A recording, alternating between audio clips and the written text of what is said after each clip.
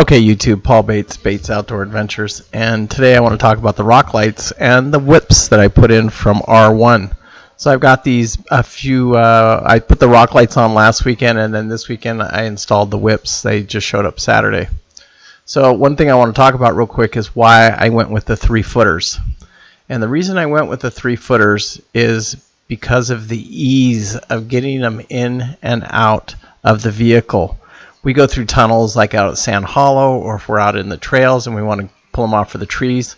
Right here you can see I can just easily lay them on the back of the car, and they're inside the car, and I have no problem at all. So if I go with longer whips, I've got to deal with that. So super easy to install, really quality product.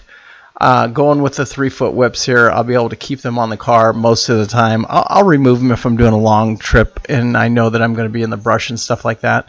Right here you can see the rock lights on, the lights on last night. Very, very cool.